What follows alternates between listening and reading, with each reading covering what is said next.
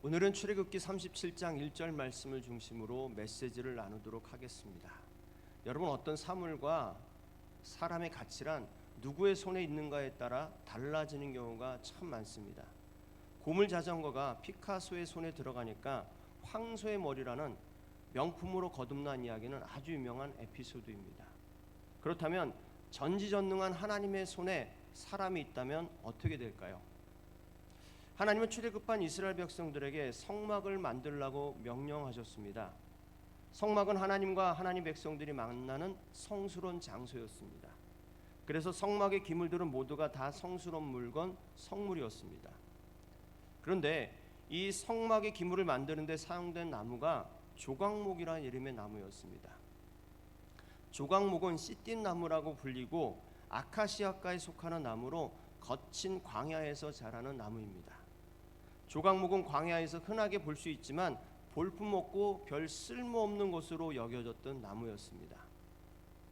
그런데 하나님은요, 백향목과 같은 좋은 나무가 아닌 조각목을 성막의 재료로 삼으라고 말씀하셨다는 것입니다. 오늘 묵상의 말씀에서도 성막에서 가장 중요한 언약궤를 만들 때 조각목을 사용하라고 말씀하고 계십니다. 하나님의 법이 새겨진 말씀 돌판이 담기게 될 이 언약궤가 조각목으로 만들어졌다는 것입니다. 하나님은 이 조각목으로 만들어진 이 언약궤에 임재하시며 이스라엘 백성들을 인도해 가셨습니다.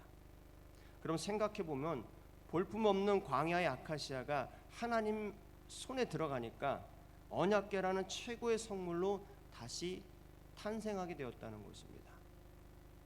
왜 하나님은 조각목을 택하셔서 존귀한 하나님의 성막의 재료로 사용하셨을까요?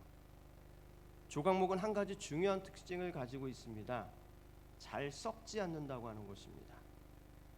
하나님의 볼품없는 조각목을 쓰신 이유를 찾는다면 바로 이 썩지 않는다는 데에서 찾을 수 있을 것입니다.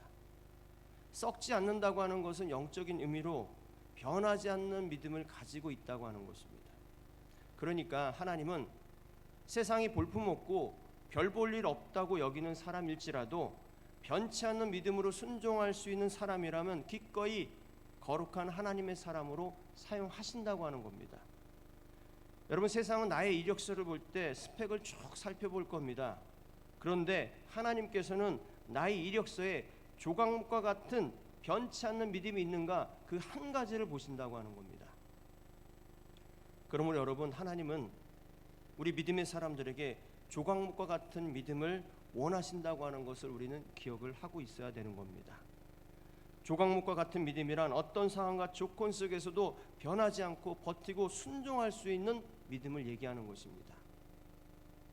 여러분, 우리는 세상이 아니라 하나님이 나를 사용하실 때 나의 삶이 진정으로 명품 인생이 된다고 하는 것을 기억해야 하는 것입니다.